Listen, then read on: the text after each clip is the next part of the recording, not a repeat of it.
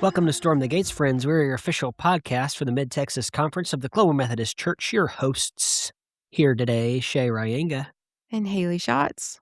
Haley Schatz in the house. And what a beautiful conversation about marriage. Marriage. So, spoiler alert, yep, make them do it. Make them respond to that. Doesn't happen organically in the conversation at all. So get ready for it. If you don't hear a quote from The Princess Bride, you've not listened far enough, friends. And you'll want to continue to listen because, man, I tell you, great emphasis today, desperately needed in the church. I don't know about you, Haley, but I feel like it is timely, and the Lord definitely has more for the local churches in the Mid-Texas Conference and beyond to do a marriage ministry. Mm-hmm. Yeah, so today we spoke with Joey and Lisa Putnam, and they have this incredible marriage enrichment ministry so y'all may already be familiar with them because they have already done things around the conference, but their conversation today is just so encouraging to hear from when they first met, which was in church, which is a cool story, to where they are now and what's happened all in between and how the Lord has been faithful through that. It's a really great and encouraging message for all of us today. Yeah, and they, without even getting in deep into the weeds, they touched on so much that I think is really helpful in emphasizing their gifts and what they're strong at. They're not about marriage rescue. So they talk a little bit about their experience with divorce care and the good ministry that is. What they do is not divorce care.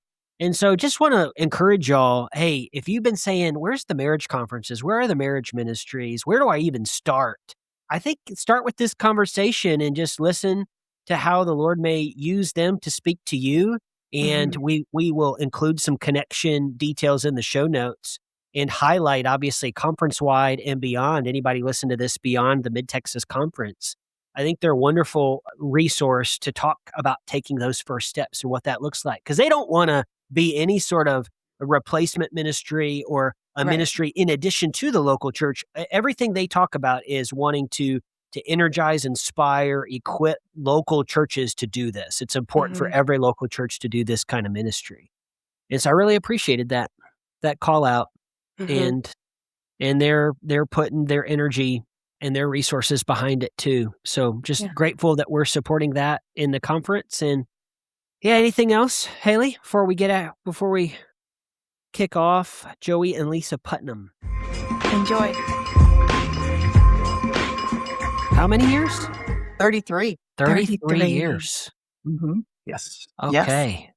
So this we may have to have this conversation just like, hey, help us in our marriages. 33 years. That's incredible. Yeah. Give us your wisdom. Yes. Man. You've seen a lot of things. Yeah. At some point, we'll actually feel like we're not newlyweds, but right now we're still feeling that vibe. Oh my gosh. The biggest question I feel like I can ask that's a very, very loaded question is, of course, the secret sauce and the cheat codes. What's the secret sauce and the cheat codes for 33 years of marriage? I tell people all the time, I don't necessarily feel like we've been married that long because my parents are coming up on 64 years. Her parents are coming up on 61 years. So we have been very fortunate to have, great examples out there. We've also have brothers who have been through the tragedy of divorce. So also provides a great learning experience for things you want to do and things you don't want to do. So I think about, we experienced recently the Mid-Texas Conference of the Global Methodist Church, our annual awakening, in y'all's home local church in Frisco, Texas. Shout out to First Methodist Church in Frisco, Texas, a Global Methodist church there. And y'all were amazing hosts. Amazing. Truly. And I'm thinking maybe stronger language than drips, but Bishop Carolyn Moore mentioned about the generations. We talked about a lot of generational ministry and how generations impact one another. And she used the word drips. down from generation to generation. Maybe we want stronger language than that, but that's what I thought of when you said, wow, you both have had parents model faithfulness Mhm. over a long period of time. And Yes. now y'all are about halfway there Yeah. compared to them. And and could you speak to that, like the power in that, Oh, the way the Lord has moved in generations of faithfulness? I mean, what can you say to that in terms of its direction and wisdom that you've received for your own marriage? well, I think, for at least for me with my parents, the fact that they're still together, even though there were times of hardship, not every marriage is gonna no marriage is gonna be clean all the time and happy all the time. There are always gonna be challenges and things that need to be faced, but the fact that they faced them together and got through them rather than letting it separate them, it made them stronger. And us as children being able to witness that, is a strong thing for me. Yeah, and I look at this, I am, we have a goal, God willing, we're healthy enough and continue on, to be a fourth generation couple married more than 50 Mm. years. So really generational on that. And the impact that we have seen with us, and it gives us the motivation to continue where we are, is we have one son that is married, but having our kids involved in our marriage ministries as they were young kids as we started this, to move into and see the things that our son and daughter-in-law picked up as they were dating, as they got engaged. We have a marriage enrichment small group that we have, actually covers, it's not just our church, it covers 3 congregations now, but we actually turned our son and future daughter-in-law over to them and Mhm. left and said, "You guys now have the opportunity to talk to them, to speak encouragement to them, but to speak truth to them." And what a great opportunity that was for us to have that kind of pouring into, so that we can continue, hopefully, a generational view on this. Yeah. All right. So I want to pause there for a second. I need Haley to help me track and take some notes on what you just said so we can follow up on some things. Cause I feel like to to set the table a little bit better, I want to ask a little bit, to the extent that y'all are comfortable with sharing, a Mhm. little bit of the story of how you met, the love story. How did Mhm. you meet each other? How did you circumstances around the marriage? And in an effort to, like, some folks will write off, like, everyone's story is different, but Mhm. you guys, jobs, family dynamics, all those things, and so fill in a little bit for us, a little bit of your jobs and some of those family dynamics and your journey for folks that, so we can't easily write you off and that, well, you don't know because 'Cause you haven't been there you and haven't been there. Right, right. Um, right. we we've had a fabulous life to this point, and as far as when you talk about being interesting, Mhm. I'll go and say, we met in church. We met in suburban Maryland. Oh, wow. At the I had come out of college. I moved in with my parents after college. They shortly left the country after that. I'm pretty sure it wasn't me. Um, but Where did they go? but they went to Singapore for 3 years with work. My Oh, dad's wow. job took, so I got to stay in the house. When But, I started going to their church. It was a Thanksgiving Day service. They had a Thanksgiving Day service. There was this lovely young woman there that was wearing a beautiful dress and these really cool looking boots. Um, so, I took it upon myself to find out, who she was, what Sunday school class she was in, what small group she was in, and insert myself into all of those various scenarios, which today would probably be called stalking, and I may have been arrested. But I would say it worked, but I don't know that initially it did. She can probably give you a little more insight into that. Give us the details. Yes. So, yes, he did show up in my Sunday school class. Oh. Then he met me in the narthex and talked to me, and he's very extroverted. My kids say that he's double extroverted. He just has a lot of E, so there's a lot of E in him. I'm more on the introverted side, so I'm a good listener, and he just talked and talked and talked and talked, and I thought, "Oh gosh, this is gonna be hard." And at that point, we hadn't even been we had just met, and I remember funny story is I remember calling my mom and saying, "I met this guy at church, but just remind me not to date him if he asks me out." But I did, and here we are 33 years later. So, it was the interesting beginning for sure, but we got Yes. close very quickly and faced all of those things together. So, and I think as far as our marriage goes, for people who think that marriage is perfect and beautiful for us all the time, we had some challenges at the beginning. One thing that you may or may not know is that we have triplets, My goodness. and they are now 25, but we had children when had been married about 7 years. So we brought 3 kids into the household at once. So that was a legitimate strain on the marriage. There was so much focus from me on the children, and then just the sheer exhaustion of being a parent. We had some challenges there we needed to work through. How do we stay close as a couple when our family demands are so severe at that age? And so we worked really hard to be intentional about that. So that's one thing that we did do at the very beginning is, okay, we've been married for 7 years, which is great because we've got this, strong background and bond, but now we've thrown in 3 human beings in the mix. And what does that Yeah. look like? And to compound that, then we added 3 mouths to feed.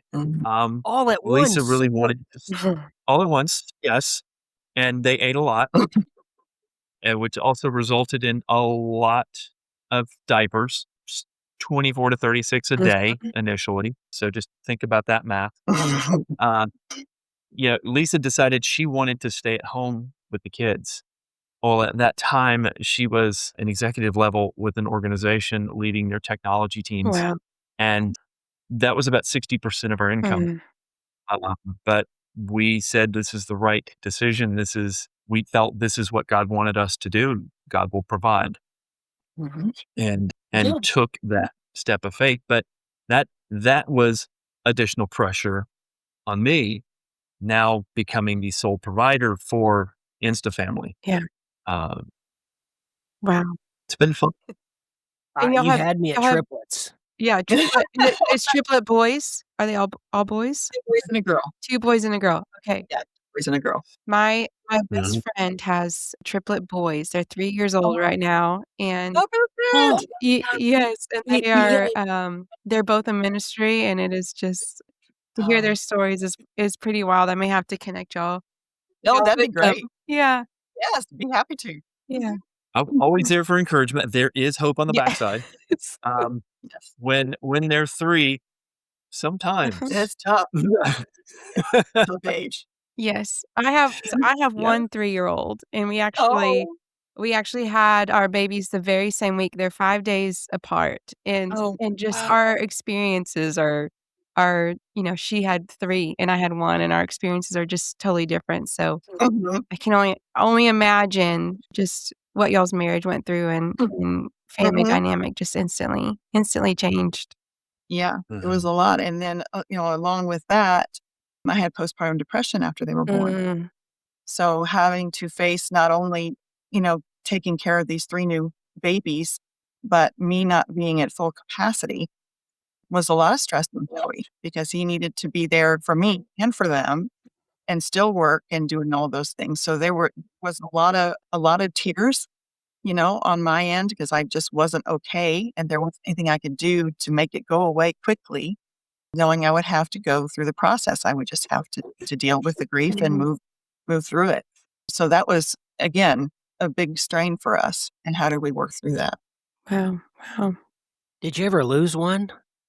Is there a story where you ever like, whoops, in the chaos of taking care of the kids, it's like, "Where's so and so? What happened?" Or someone forgot to pick up so and so, and Somebody forgot so where much. or what? What? We I thought you said you were going what? What? you know, there was never the moment where we looked at each other and shouted Kevin, that we'd left one of them behind, Okay. you know, which would be weird because none of them are named Kevin. Yeah. Uh, we did have when it came time to like feed them, particularly as they were, infants and such, we literally had a clipboard with, Yeah. schedule to make sure that we didn't feed two, Yeah. not, like fed one twice and the other one didn't get in food. Or Wow. just, little pieces of structure that we had to put around our life that you wouldn't think you would have to do. Mhm. So I want to ask a question about, how, because marriage goes through so many different seasons, and yet you're Mhm. married to the same person. So I have some questions around that. But before that, I'm interested about when did you feel God leading y'all into doing marriage ministry? What was that journey, and what does that look like today? Well, I Mhm. think the start of the journey, we both had brothers that were going through divorce around the same time. We were both involved with our church, and I was involved with a small group of moms, and they would complain about their husbands. Hmm. And it was this constant kind of undercurrent of, Mhm. I wish he, or it would be nice if he, things like that. And so dealing with the divorce of our siblings, but then it's still hearing that from friends, we thought that's not good. That's not healthy. We need to do something about that. And that's kind of how it started, is us going to our pastor and saying, "Hey, we really feel called to do something about what we're hearing." Hmm. And what he said to us was, "It's about time. We've been waiting for you." Wow. We didn't know what that meant initially, but it was not specifically us, but it was something that the leadership team had been praying about, that someone would come forward and feel called to do something about healthy marriages. So it was very easy for us to get started in that sense because we didn't have to win over the senior pastor. We already Yeah. made that decision, and it was just us needing to be there to do that. So that was the initial call, and I think Joey can probably fill in on the other pieces of it, but that's how it all started in Yeah, when 2006. Yeah, when you have your senior pastor, you come in and you kind of pitch an idea of marriage enrichment, and he says, "We have been praying for you." And I'm like, "What did we do? No. What is it that we're showing that he's praying for?" They had been praying for One. someone to step forward. So it was a validation of that call to us, and we also felt like we needed to be doing something together. Mhm. I was involved in music and youth, and she was involved in music and other things, but we weren't together.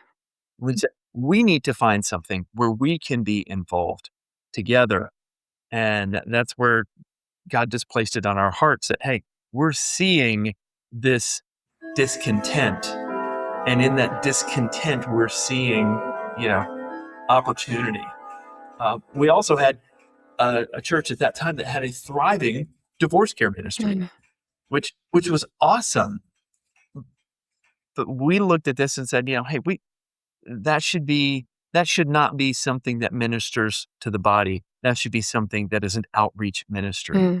And that was my goal. I said, I want our church to have an outreach ministry for divorce care, but I don't want them ministering to our own people because we can step in Yeah. and make this better.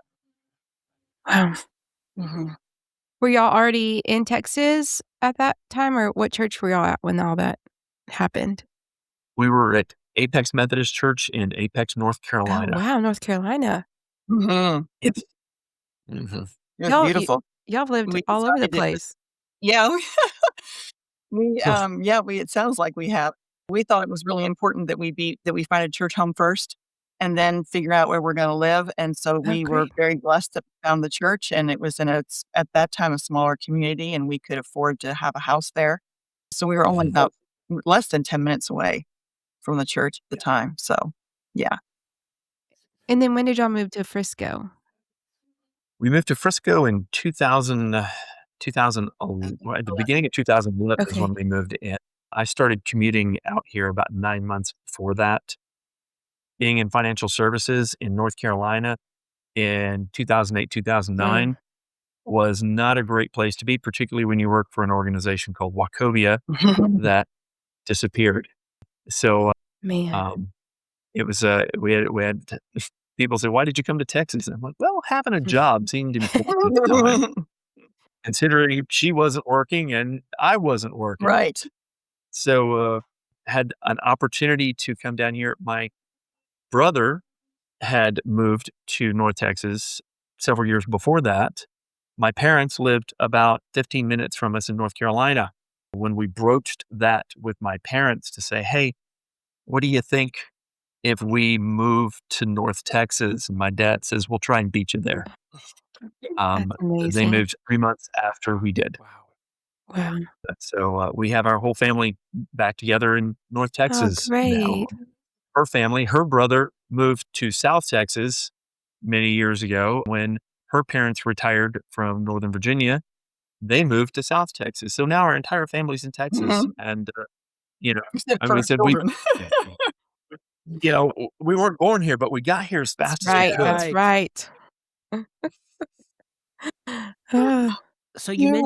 you mentioned having this call to ministry, music ministry for both of you, and then some other focuses in ministry, and just this desire you were sensing of doing this ministry together. Part of the genesis of you starting this marriage ministry was wanting to do ministry together. Is there anything else that you can think of, like you're experiencing with the Lord in yourselves as you're growing stronger and where you're at as it mm, relates to your partnership, your marriage that you think led to, yeah, I think not that you're ever ready to to lead marriage ministry or whatever. It's just you respond when you sense this calling to do it. It's like God, I think, is telling us now's the time. But is there anything else in you that you saw change and develop that you want to sort of that you can identify? Mhm.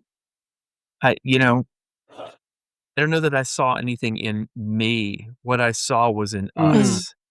Because by that time, the kids were, they were, 5 to 6 years old. It's it's getting to that point. We need to be together. Yeah. There were been times in my career that I have traveled a lot, and that's an additional burden on this. We felt like we need to do everything we can to protect this thing that we have, mm, and we really feel like God brought us together. We feel like that God has blessed us with this amazing relationship mm, and this institution of marriage. And it's really up to us to make sure that we are good stewards of that and protect it. mm, Yeah, and I think when we first started and we had our very first class, we piloted a program and had our very first class. And I was nervous because I'm not real great with public speaking. Then, and Joey's an excellent trainer. That is in his background, so he was very comfortable with it. But going through that process and seeing what changed in the couples that we were working with, and then also noticing what was changing in us as we brought this lesson to them was remarkable. It was just, at the very end of this class, we would have a time for them to say, for them to talk about what they learned and how it impacted them, because it was important to us to know, is this even meaningful? I mean, is anybody getting anything out of this? mhm, And just hearing them say, "Oh, we were doing this now that we weren't doing before, and now we're talking, we're communicating about things that we never talked about before," and just seeing the comfort level. And that, to me, that's watching God work. That's seeing God work in somebody else's life, and then that helps us work, in our lives. But it's the ability to be transparent to the point of all that's coming through is what Christ is saying, and this is the way this works. And seeing the effect of it was a huge catalyst for me. wow. It it was an experiment, that Mhm. first program that we did, because we had never done anything like that together. Mhm, Knowing how different we were in our styles of that. Mhm. Yeah, we're like, are we gonna do this and everybody's gonna love it and we're gonna hate each other by the end of Right. it? Uh, uh, so, but it did, it worked well. we really had a good time working together on it. We still have a good time working together on this. When we have the opportunity to do this together, it's one of those times where we have fun together, and it gives us a great deal of joy to do this. And we focus on different areas. So I'm more logistics, how are we going to get from here to there? And what does the lesson plan look like? And what do we need to do? And he's big picture and very good at seeing the overall structure and what he wants to accomplish. So my goal is to do the best I can to bring that to fruition, but also to offer what I think would be good. And so sometimes we do get into those situations where we're like, well, I think we should do this. And he says, well, I think we should do this. So then we just kind of back up and say, okay, let's look at this. Neither one of them is bad or wrong, but we need to pick a direction, and being able to talk through that and not just say, fine, do it your way. I mean, it's more of us to respectfully, working through those differences. So what I heard there a little bit is some language that makes some people really happy and other people really mad and super uncomfortable, and that's complementarity, how you complement each other. And so I'm wondering, in y'all's experience, there's some wonderful resources out there. Gosh, I would fail to list them all. And we've had some podcast conversations where we focused on this, but there's some other maybe better language out there than egalitarian versus complementarianism and things like that. Do you guys weigh in on that? Is there some language that you appreciate, approve of, that you find helpful to describe the dynamics of men and women, gifts, how you're wired, the nature and nurture of you as individuals now as you're one and husband and wife, what you found helpful to help others understand like God's plan for marriage? Yeah. And I think one of the things that we did this past spring is we had several seminars that we did, one here up in Frisco, and we did one in San Antonio, talking about how you can start a marriage enrichment ministry in your church. And one of the pieces that we worked through is looking at the scriptures and saying, well, what does God say about marriage? And what does God say about men and women? And what fascinated me was going back to Genesis and looking at the word azer, which is what they call women. That was the word for women. And it was not you're subservient. It was not anything like that. I mean, azer is a helper. And they use it to speak about God as an azer. So it just set the table that, this is not an unequal relationship. We were created for purposes, and one of our purposes as women is to be helpers, and how we live into that. And Joey can speak to how he sees that, but that to me was really refreshing to see that in the very beginning it was created in that fashion. Yeah, and when we went back to that, one of my favorite kind of scenes in Genesis is when Adam sees Eve, and he's like, at last, flesh of my flesh, bone of my bones, but just that at last, this is completion of what I was missing. And it's not, hey, I got somebody to help me. Finally, somebody's going to do the dishes. Look at all of that. It is this completion, and this, you see this sense of awe, but also this sense of relief. This is what I have been longing for. I think it's important that from the male perspective, we understand that longing, and then from the female perspective, for them to see that we are longing for that connection and for that relationship. So that, just starting right up, and, boom, in Genesis, we hit that, we could drop it there. We kept going, but yeah. Well, what doesn't kill you makes you stronger is not a Bible verse. But, James starts out with, consider it pure joy, my friends, when you experience trials and suffering of many kinds, and this perseverance that, when we put just when we include God in that and we don't let go of God who never lets go of us in faith through whatever we face, I think there is some truth to this strengthening that happens when we're able to overcome by God's grace. And I want to ask this question through the strength of a partner, through the strength of a helper, through the strength of the support system of marriage and family. Can you speak to that a little bit? Like, what are some of the hardships, the sufferings, the struggles that together you overcame and that helped make your marriage stronger? It's helped influence and impact others in a beautiful, positive way that points them towards the goodness of God that you could not have done by yourself. Right. Mm. Yeah. I think the first thing that comes to mind for me are times of unemployment for Joey Mm. to work through that. And we had that happen here in Texas, several years ago. It was actually at the end of the year that our kids graduated from high school. Mm. So they graduated from high school. He was turning 50. We were having our 25th wedding anniversary. And so we had been planning this huge trip to Hawaii and been planning on this for Oh. years and years and years. Well, he got laid off just a couple of days before we left.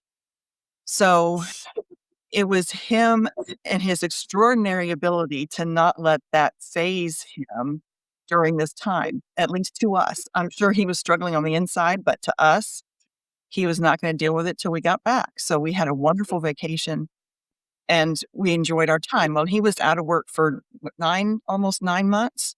It's 9 months. And I, at the time, still was not working. So Mm. I found a job and started working. He still wasn't working.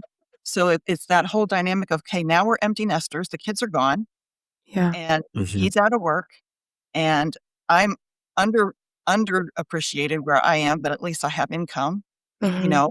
and how do I support him in this process? And so that was a real time of struggle for us is how do we do this together? And we were able to because we had been doing marriage enrichment for years. We knew the tools, but actually living it ourselves and what that looks like, is challenging. It is, and that's that was a hard time. You think about, okay, I'm writing 3 tuition checks, knowing that I don't have income, Hmm. and she's not working, I'm not working. The yeah, when she started work, I'm in the house alone now. Mm. It got really quiet. I told folks I learned that I could hear the ice maker refilling in the kitchen. It was so quiet in the house. Wow. So that yeah, I'm not one that likes quiet. Yeah. She loves to sit in the quiet, and I do not understand that. I respect it. I love it about her. Do not understand it. Uh, but that was really hard for me. I needed her, and I needed that together because I was already feeling very alone. Mhm. That connection for us was invaluable to me to carry me through walking that journey and then stepping back into employment and being able to pick back up and move into, our normal life again. Mhm. It was the ministry that we had gone through, the classes that we had taught, the mini retreats, seminars, those things gave us a common language to be able to communicate with on what was going on, how we're feeling. We have rules. We have a 9 p.m. rule in the house. Mhm. 9 p.m. No deep, heavy discussions after 9 p.m. Mhm. Right. because we know that is not our best time to have that conversation. Mhm. And there have been times where we've looked at the clock and go, "We got 15 minutes. We need to knock this out." Uh, so it also has provided us the opportunity for brevity and getting to the point. But just being able to operate in that space helped us. It helped us to be an example as we continued in these various ministries to provide the same thing to others, to provide them with that same language, give them a common language that they can talk about.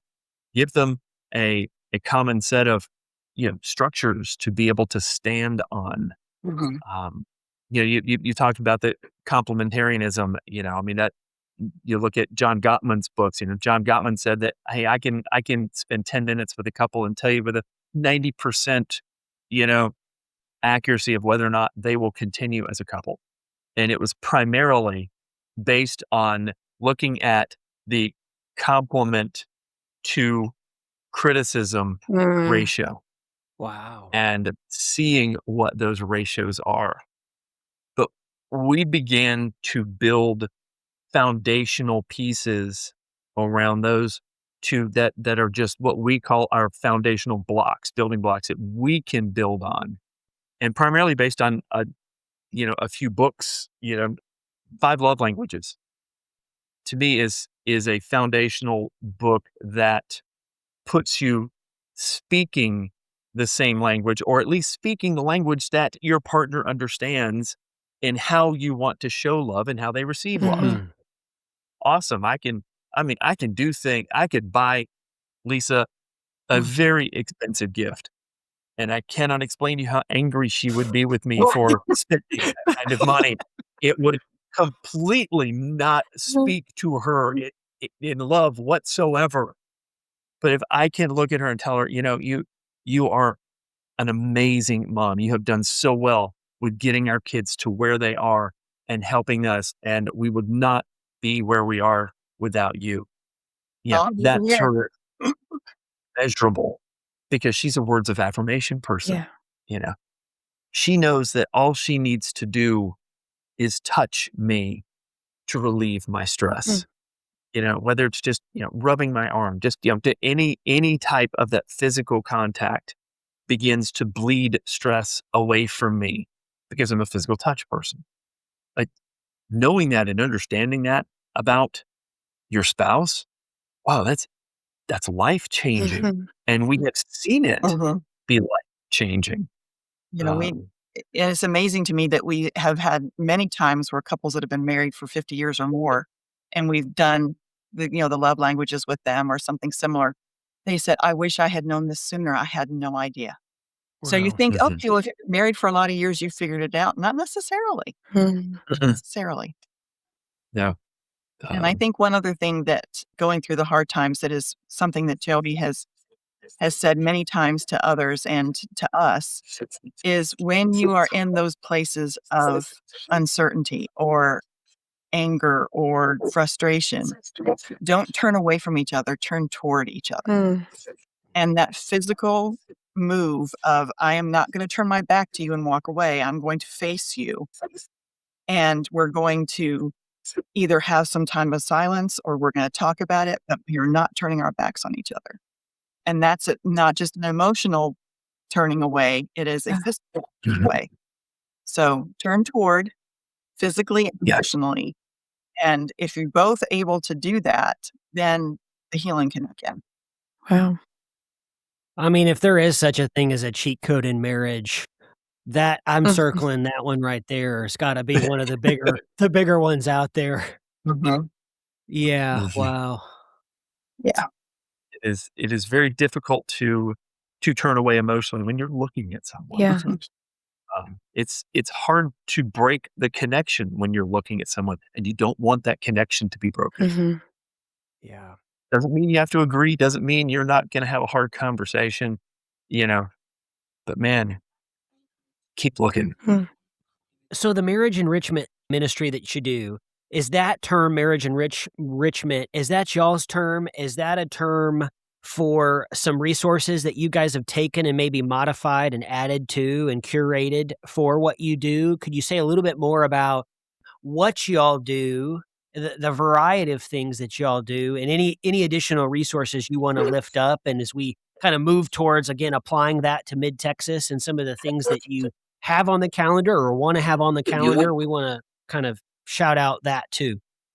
Yeah, and one of the things that we have learned, and it continues to be a validation in programs that we have gone and been involved in. Hey, let's check out this program. It's like, we love to look at and pour into a marriage to make it better, Mm, to enrich and enhance.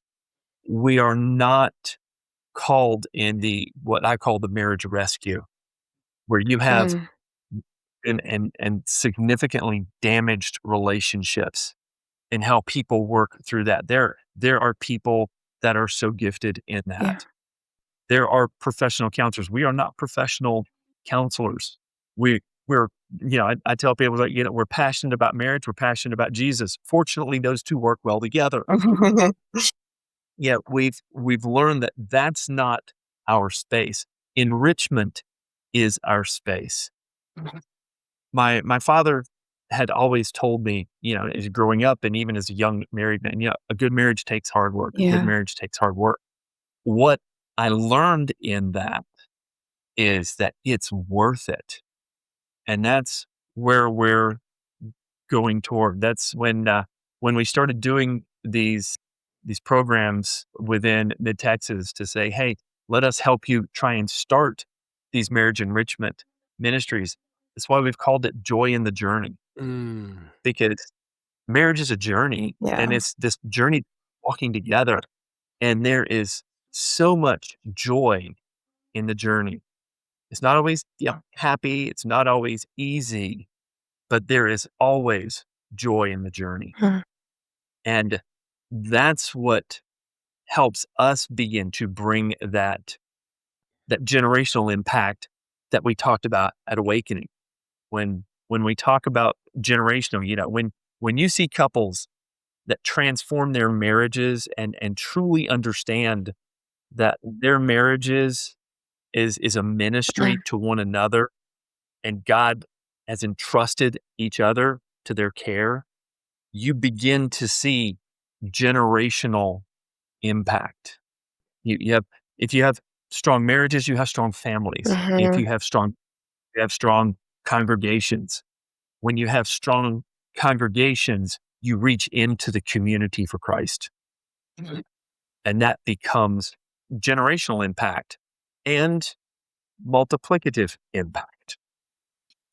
Something that Shay and I have talked about before is we really feel like the enemy goes after families and especially marriages. And I'm Mhm. just wondering if y'all have witnessed that or have something to say Yes. on that because I just feel like I've witnessed that before, Mhm. that the enemy go after marriages to dismantle a lot of things. Mhm. Um, th- so, Lisa, what is it I say about marriages? Jenna, it's like, Oh, yeah. Yes. and we even kind of started our seminar at Awakening with that to set the stage and understand. Yeah, if if we can have the enemy step in and divide a marriage and weaken that marriage, you divide and weaken traditional family, and you divide and weaken traditional family perspectives and family values. Mhm. That's why the devil thinks that's his Mhm. playground. And we want to make sure that we step into marriages, we lock the gate, because that's God's playground. That's not the devil's playground, because God marriage was God's idea. God, That's good. breathed life into humans and then brought them together in a covenant relationship from the very beginning. Mhm. This is God's idea. It's not his playground. That's our space, Yeah, and I think but that we need to protect it.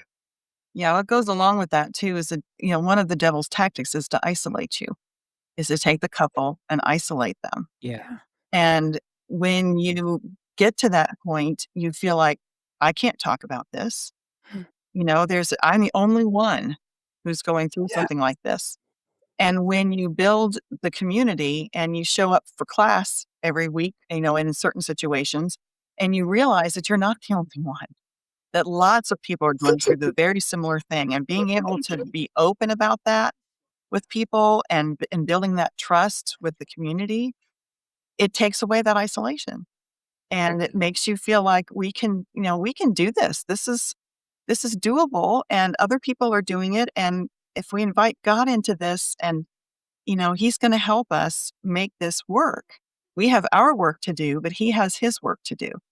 And Mhm. that allows that to happen. Well, That was a realization that we had after we started doing this, was that we kept hearing people say, "You too? Us too?" mm, You know? And having that realization that I'm not the only we thought we were the only ones that had this weird thing. Well, evidently it's not really that weird because most other people do it too. Hmm. Now, once again, that brought that commonality of community Hmm. within the congregation, because now you don't have somebody sitting over there going, if people knew, they would think we were so weird. mm, And the reality is everybody's sitting around thinking that same thing. It's not at all weird. I mean, it might be weird. It's just a lot of you being weird, but it still gives you that opportunity for community and validation and comfort. yeah. Well, it sounds like you're very active in the marriage ministry there in Frisco, Texas. For Mhm. mid-text, and I want people to hear this that are listening beyond mid-text, just as Hmm. we are constantly trying to share resources with each other and ways to help equip and energize the local church in areas like marriage ministry. What do you hope to do for mid-text in terms of whether it be workshops, seminars? What does some of those things look like, and what can we expect? You know, our and we have created kind of a model based on what we did in North Carolina to be able to equip and engage our congregations in mid Texas. And really it is, hey, we want to first create awareness. Mm, Awareness is intentional. We are going to be intentionally doing something with marriage enrichment, and then you engage, you do something. We've had several seminars, mini retreats, um, Date night. uh, date nights, that's cool. those types of things that we've done in the past, that we've kind of got. We still got all that material and everything. We can kind of hand that over and say, "Hey, here's some frameworks. Make it yours, and we're here to support you. We're here to help you."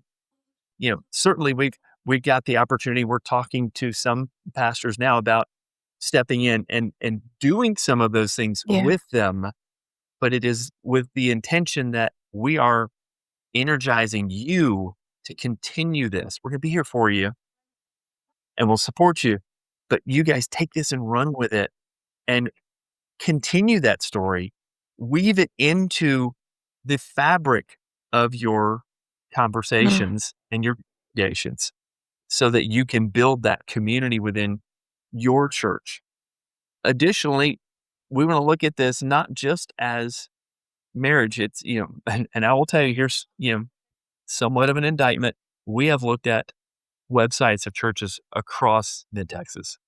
And what we find is you've got men's and women's ministries, music ministries, Come on. outreach ministries, and youth and children. Nowhere is marriage or couples mentioned. In fact, what you hear, oh, well, we do that with the men's group. What are you doing with the women? I don't know. They're doing their own thing. Hmm. Is there a disconnect? yeah. Do you ever to your youth about marriage? What are you doing to model marriage to youth? Because they need to understand that's what dating's for. Mhm. That's their goal. That's the end there. We need to be talking to our young adults because they're right there on the edge. They're stepping into this. Mhm. They need that that coaching, that help, that mentoring, both before they step into marriage and then right after, because it's new and different when you step into that. Hmm. So, to go from the engaged world to the married world is different. Yeah. We've got to be able to model that and weave that in across our Mm, congregations. I'm not saying anything that, First Frisco is doing, that anybody else is doing. We got to do it. We got to do it here too. mhm. it's an opportunity to look at family as a foundation. If we are, as a denomination, going to say, this is part of our foundation, and we need to begin to weave that into Yeah. what we provide as our ministries. All out. I love it. Mhm. Yes. Well, I'm looking forward to what you guys continue to offer and sharing that around, and I'm looking forward to all the Yeah. ways that we can collaborate in that. Uh-huh. Because for us, times such as this, like you just said with the call out, you've put your finger on it. Like it's a need. It's a Uh-huh. gaping hole in our paradigms for ministry right now for many, many, many of us. And I know Yeah. we only speak kind of on behalf of the perspective around Global Methodist Church, but I'm sure this is the case across denominations in the Christian tradition. So thank you for that. Absolutely.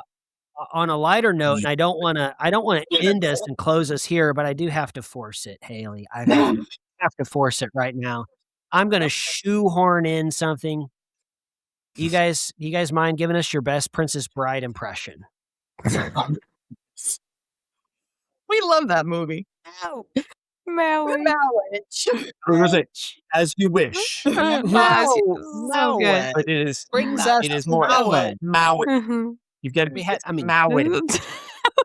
We are traveling here together. We'll talk about Maui. yes, yes.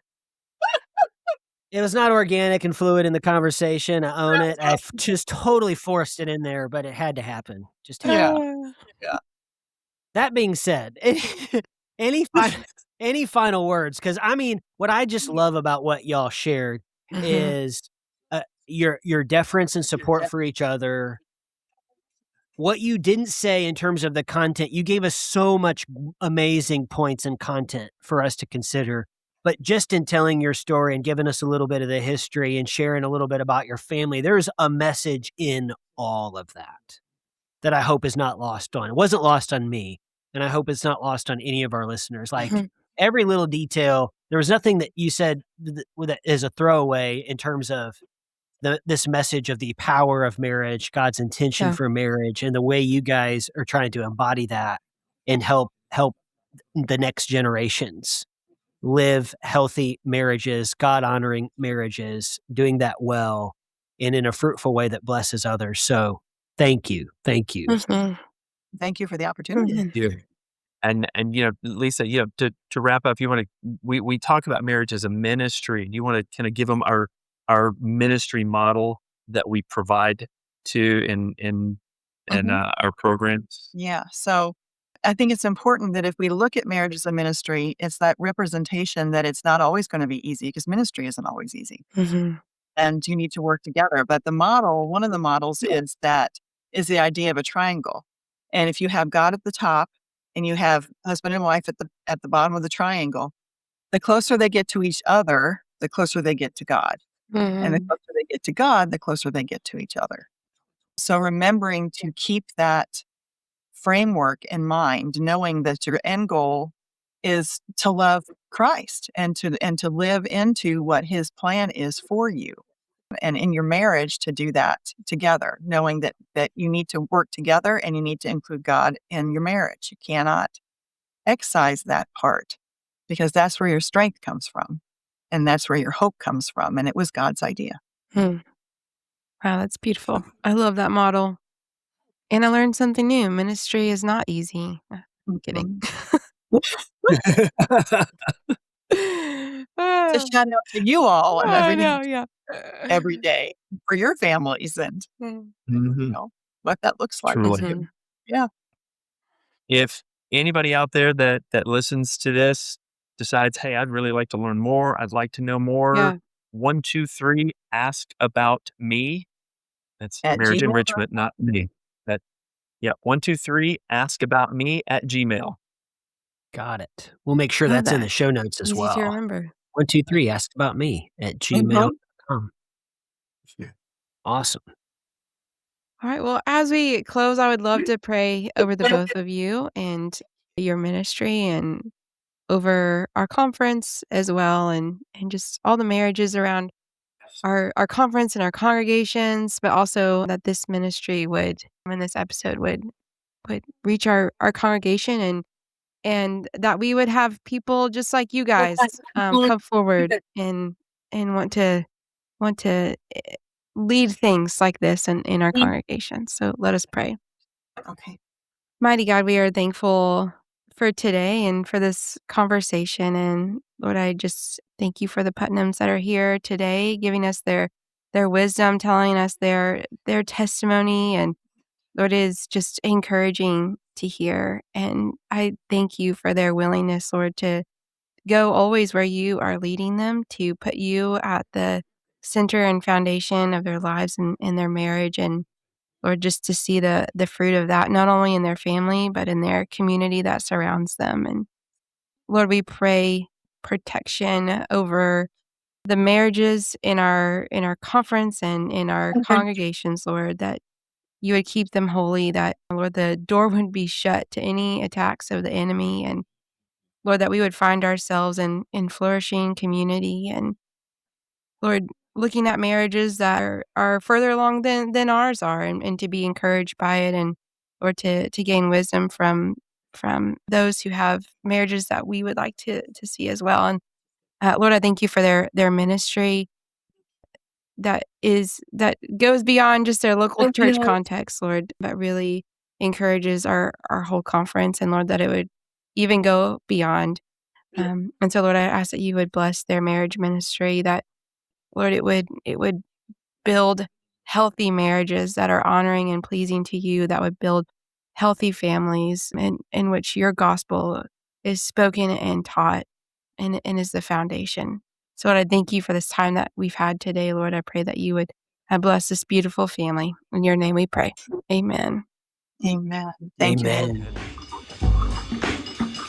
Thank you for listening to Storm the Gates. We hope you are blessed by this conversation. We hope that you like us, follow it, subscribe, share it around. You can find us on Spotify, Apple Podcasts, YouTube, and other platforms, the social media platforms as well. You can ask us questions and ask us to maybe have a conversation, a topic, a conversation partner that we haven't had before. We'd love to engage with you. You can find us online at stgpod.com. You can email us at stgpod@midtexasgmc.org, as we hope this is a podcast that celebrates the glory of God, His goodness, all the work that He's doing in the Mid-Texas Conference of the Global Methodist Church and beyond in the kingdom of God. Remember, friends, the gates of hell will not prevail against the church. Storm the gates. I can't believe you'll have triplets.